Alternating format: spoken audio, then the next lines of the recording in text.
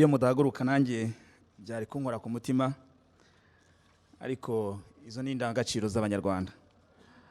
Ntabwo ndi buze gutinda ku byo Professor Lumumba avuze, gusa iyo ngiye ndi kumwumva umutima wanjye niba navuga kubyimba urushaho kwaguka. Hari ikintu turi mu itorero ry'impamyabigwi batwigishije cyangwa se batubwiye, kenshi baratubwiraga ngo ganira n'umutima nama wawe. Nyuma y'ibyo avuze rero nanjye numva nabwiye buri wese ngo ganira n'umutima nama wawe.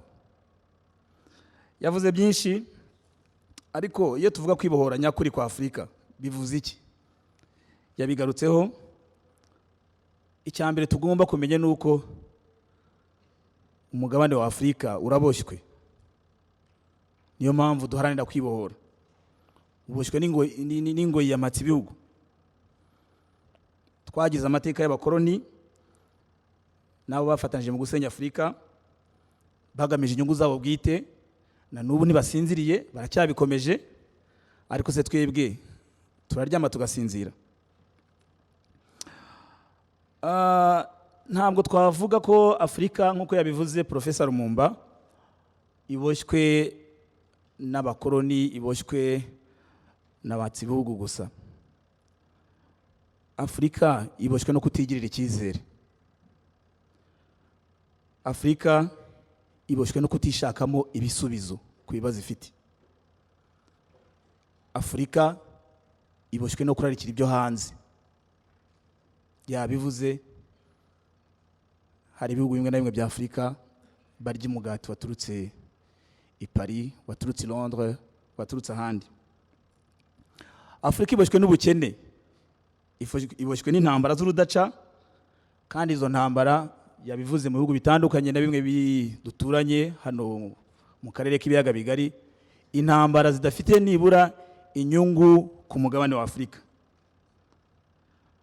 Afurika iboshywe n'imiyoborere idashingiye ku nyungu rusange z'Abanyafurika. Afurika iboshywe n'umutekano muke. Afurika iboshywe n'ingufu nke mu bucuruzi mpuzamahanga. Urebye ibihugu 54 bigize umugabane wa Afurika, ukabara ibihugu bifitanye ubucuruzi hagati yabyo, wambwira aho nta gisubizo nkeneye nk'uko Professor yabivuze, ahubwo nkeneye ko uganira n'umutima nama wawe.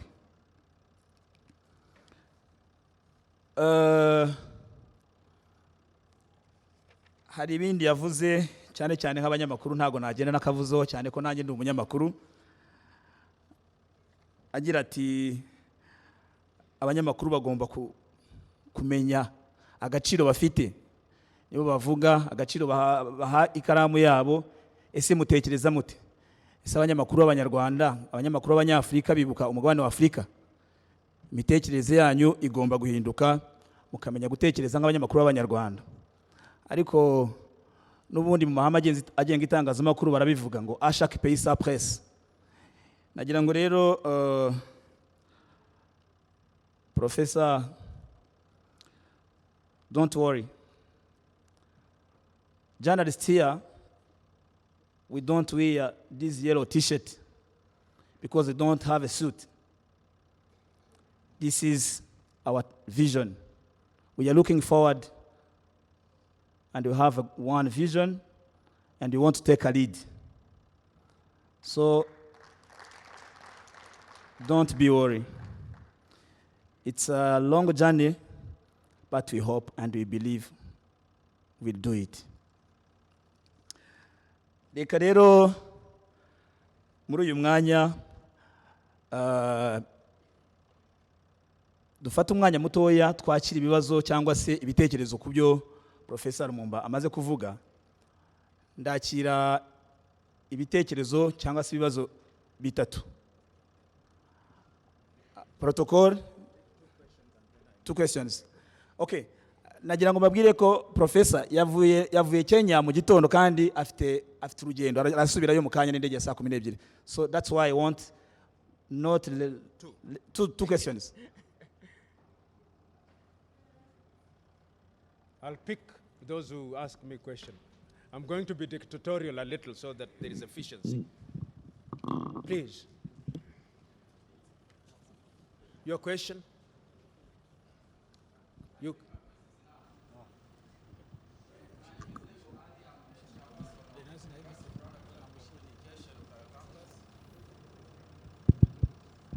Okay, thanks. My name is Nengo Ali. I'm a chairperson of Pan-Africanism in University of Rwanda College of Education, Rukara campus, and a proud Toastmaster, of course. Me is a kind of point of view. Why we are not free is that we don't have that ability of adapting for the change, the adaptation of the change. Because as we know, the humankind is the master of the universe, not only because he's smart, not only because he's strong, but that ability of the change. That's why I would like to suggest each and every country and my fellow comrades to take the example of Rwanda. For example, we have Agaciro Fund. After Agaciro Fund, we have made in Rwanda. And previously, after only 22 years of genocide, we've been launching African passport. That is a kind of point of view I would like to suggest on my comrade Pan-Africanism, and to encourage each and everyone to do something for a better Africa, to free ourselves. Thank you a lot.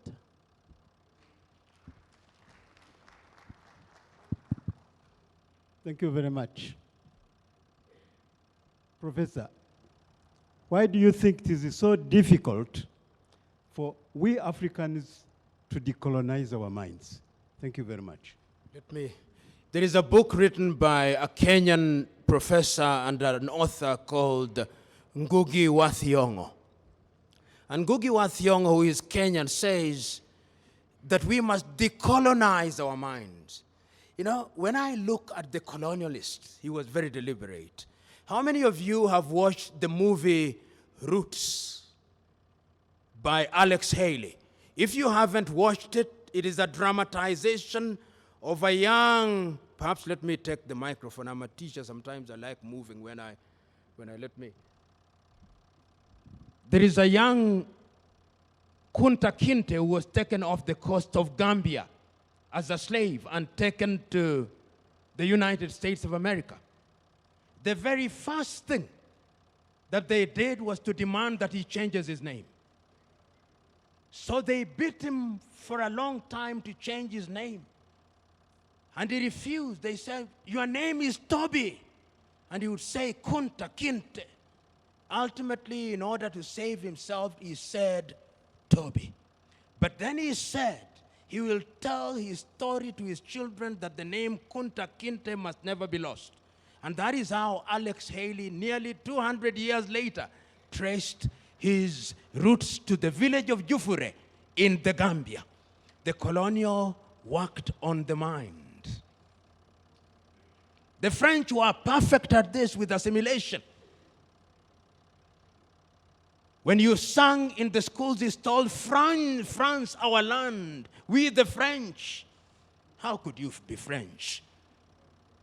You are no longer Rwandese, you are French. God save the Queen. And I still see it now, not that I have any problem with all these countries, but I see in my country when Kenyan middle class and African middle class are invited to visit, to attend the occasion of the Queen's birthday at the ambassador's residence, they go there in droves. But you invite them to Rwandese National Day, you never see them. The middle class. The mind is the standard of the man. And until the mind is changed, and that is why I'm very happy myself. I wish President Kagame were to know that there is not a single speech I give in Africa without mentioning President Kagame and Rwanda. And it is simple that within 22 years, President Kagame and you, the Rwandese, you are just 11 million of you. You have a little country full of mountains. You have no natural resources, but you are making something out of it. The Democratic Republic of Congo, with the vast land, could not hold an election because they don't have money to hold an election. Can you believe it? You imagine that President Paul Kagame was the president of the Democratic Republic of Congo. You imagine for 22 years that he was the president. Where would that country be? $2 trillion in GDP. Africans, greed is part of the African problem. African leaders are engaged in this acquisition, and as the saying goes, greed can never be satisfied. It's like taking salty water. The more you drink, the more you want. So the first thing, and I can't agree with you more, it is the mind. Has it been done before? Yes. Paul Kagame, he is demonstrating that it can be done within 22 years.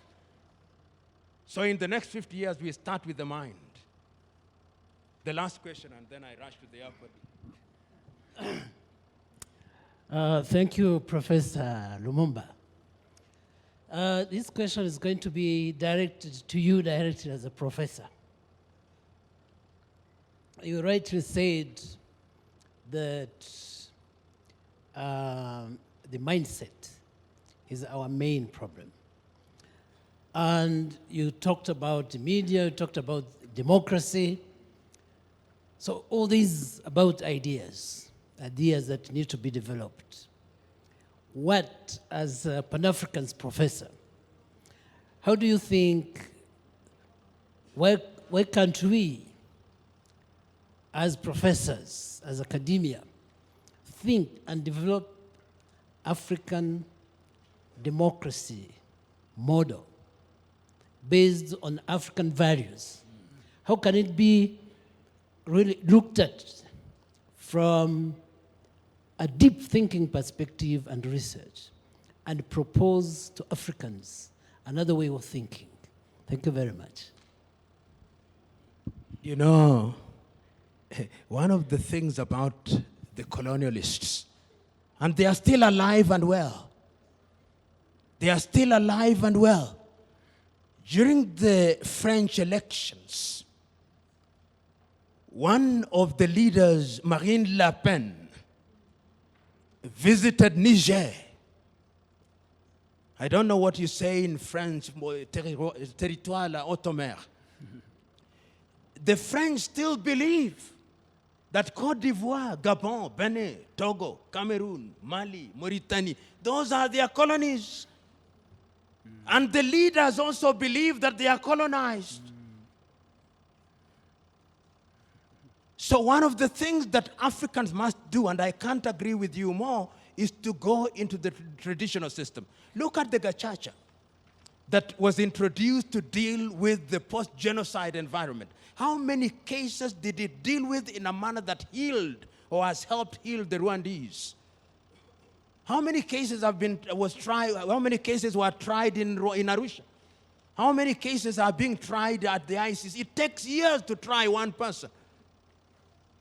I'm submitting to us that time has come that Africans must now question whether this thing called multi-party democracy is equal to democracy.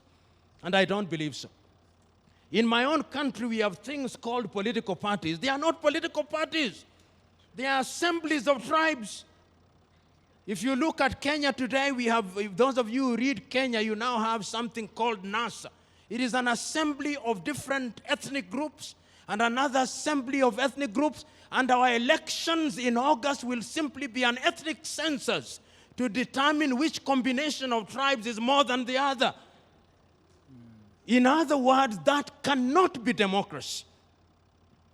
And I'm submitting to us that what you've raised is very important, but even we, the academics, are too dishonest and too weak. And the other thing is that leadership in Africa does not listen to expertise.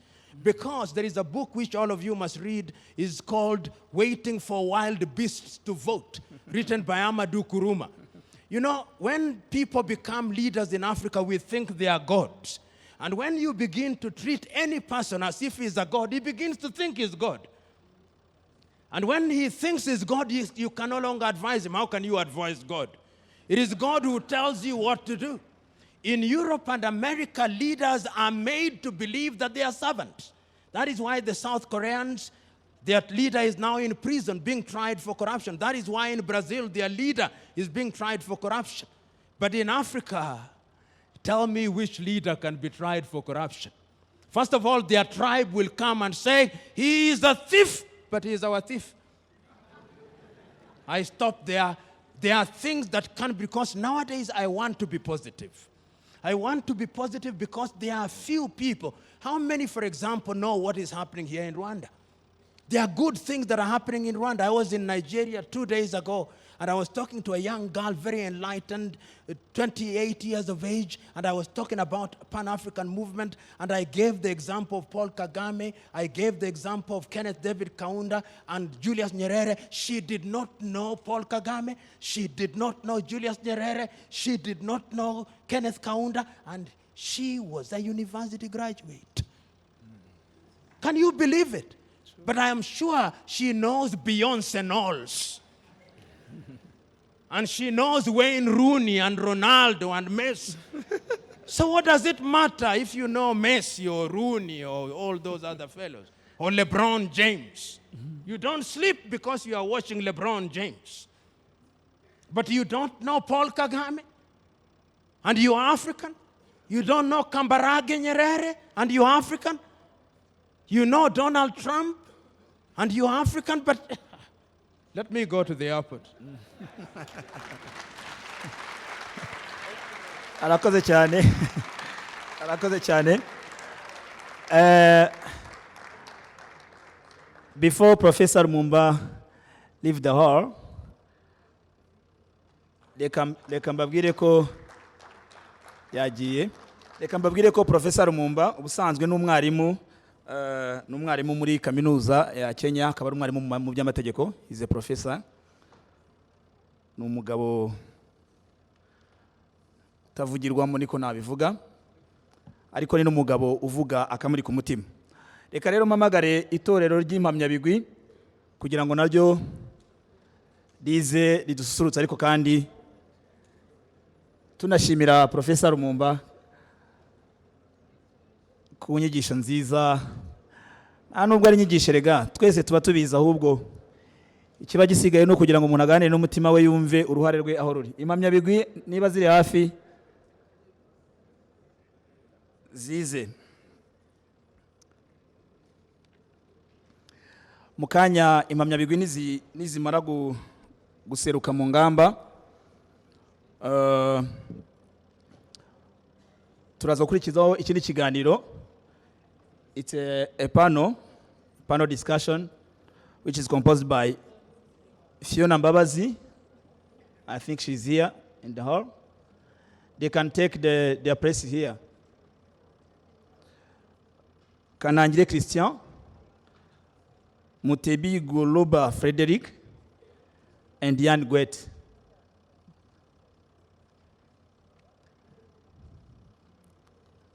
Fiona Mbabazi, if she's here, she can take the floor there.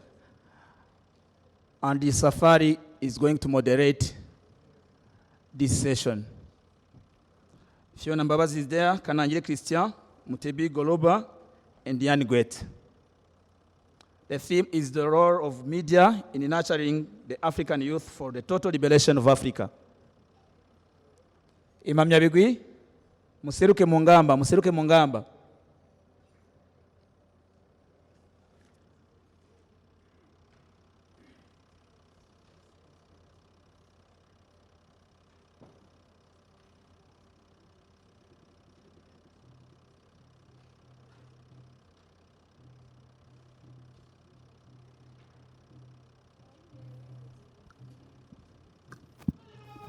Dushenge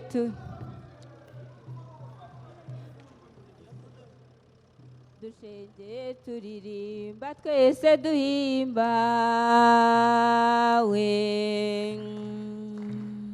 muri ingeri z'abahizi z'u Rwanda miza twambariye gutsura cya kivi cy'abakambwe. Ntabwo bibujije ko mwadutiza amashyi. Muze twizirwe baturora twimike uyu muco wacu utazava ucika,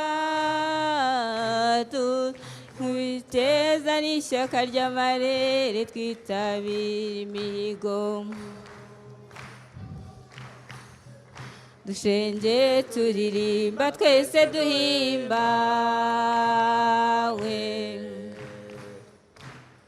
uri ingeri z'abahizi z'urwanamiza twambariye gutsura cya kivi cy'abakambwe muze sinkomeza migo mabonemo imyanya y'imani ndangamirwa zana inkubito y'ikeza n'ishyaka ry'amarere twitabira imigo dushenge turirimba twese duhimbawe uri ingeri z'abahizi z'urwanamiza twambariye gutsura cya kivi cy'abakambwe muze twizihirwe baturora twimukuye umuco wacu utazava ucika inkubito y'ikeza n'ishyaka ry'amarere twitabira imigo dushenge turirimba twese duhimbawe turi ingeri z'abahizi z'urwanamiza twambariye gutsura cya kivi cy'abakambwe ngizo rero impamyabigwi bibutsa ko harimo icyiciro cya mbere n'icyiciro cya kabiri mbabonemo impamyabigwi mbona indangamirwa zana inkubito keza n'ishyaka ry'amarere twitabira imigo dushenge turirimba twese duhimbawe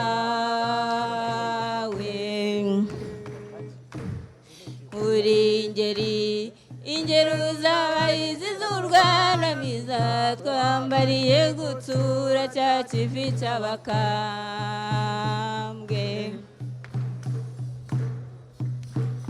muze twizirwe baturora twimikuye umuco wacu utazava ucika nk'inkubito y'ikeza n'ishyaka ry'amarere twitabira imigo dushenge turirimba twese duhimbawe ngo bibazaga ya karamu yacu murabona ko uretse n'amakaramu hari n'ibindi tuzi ingeri z'abahizi z'urwanamiza twambariye gutsura cya kivi cy'abakambwe muze sinkomeza migo mbabona impamyabigwi mbona indangamirwa inkubito y'ikeza n'ishyaka ry'amarere twitabira imihigo dushenge turirimba twese duhimbawe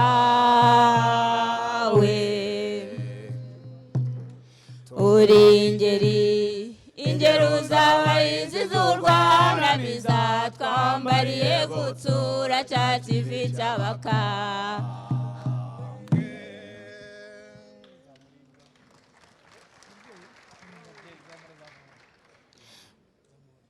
babyeyi b'u Rwanda muhawe isango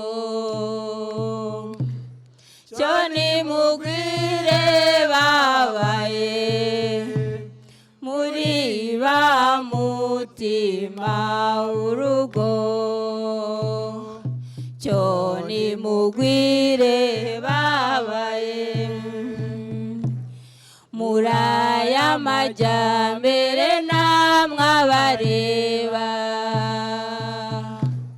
cyo nimugwire babaye muri muco w'u Rwanda nimwe gicumbi cyo nimugwire babaye muri abagore babereye u Rwanda cyo nimugwire babaye ibibero byanyu byakikiye intwari cyo nimugwire babaye muri banyampinga b'u Rwanda cyo nimugwire babaye kwigunga nimwikungahaze cyo nimugwire babaye mugaragaza u Rwanda muri iki kinyejana cyo nimugwire babaye nimuzatesha agaciro uwakabasubije cyo nimugwire babaye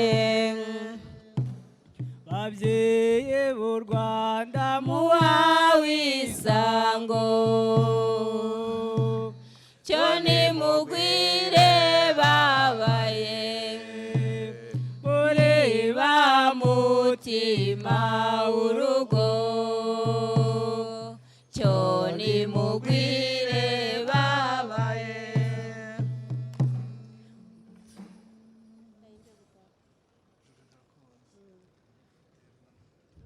joro rirakunze ryibarutse intwari inka z'abafozi yitwa mudatsindwa n'agatsimburwa ku rugamba n'ingabo ndende imbere y'izindi nirumenesha ufite umutoza ubereye u Rwanda unyonera mu byo byoroshye uzagera imbere ugushakira ibisubizo by'u Rwanda n'abanyarwanda ntirudasumbwa ijoro rirakuze yibarutse intwari inka z'abafozi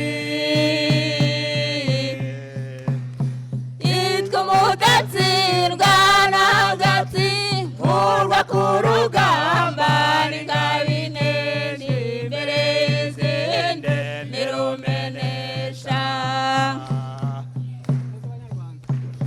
muze banyarwanda dufashanye twese twihe agaciro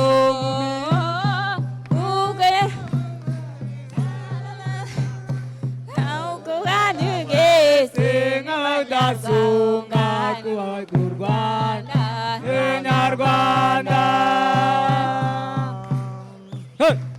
ijoro rirakunze ryibarutse intwari inka z'abafozi yitwa umudatsindwa n'agatsimburwa ku rugamba n'ingabo igenda imbere y'izindi nirumenesha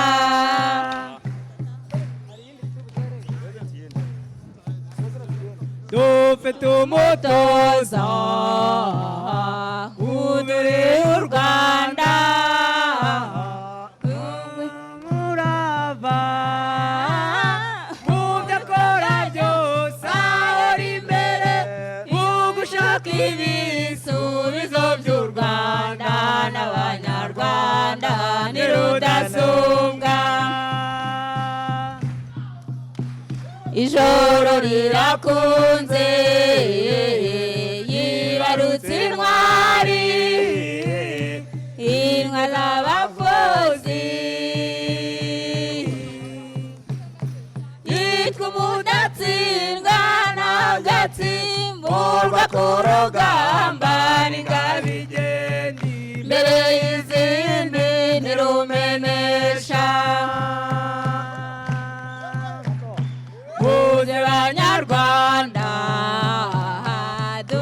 dufatanye twese twihesha agaciro dufatanye bwacu mu gihugu dufatanye twese nk'abanyarwanda kubaka u Rwanda n'abanyarwanda. Ijoro rirakunze yibarutse intwari inka z'abafozi yitwa umudatsindwa burwa ku rugamba n'ingabo igenda imbere y'izindi ntirumenesha. barakoze cyane barakoze cyane impamyabigwi. Ndizera ko nibyo nahoze mvuga, tugomba kubaka Afurika ifite ibiyiranga haba mu rwego rw'umuco ndetse n'indangagaciro n'imyitwarire. Ni ibi ngibi rero, izi ni impamyabigwi, icyiciro cya mbere n'icyiciro cya kabiri. Nta kindi rero kituraje ishinga uretse guhesha ishema igihugu cyacu, guhesha ishema u Rwanda dushingiye ku ndangagaciro n'umuco bya Kinyarwanda, ariko kandi tunareba imbere. Kugira ngo nibyo Professor Lumumba uzavuga ati ese urarya ukaryama ugasinzira uzi neza ibera muri Central Africa, urarya ukaryama ugasinzira uzi neza ibera muri South Sudan. Ibyo byose nyine nibyo abantu batekerezaho. Nagira ngo mbere yuko tujya kuri pano, hariya dufite akavido gato cyane kongera kutwibutsa kugira ngo turebe ese iterambere rya Afurika, ese umugabane wa Afurika urimo urajyanda ugana. Reka tubanze tureke aka video hanyuma tugaruke kuri pano.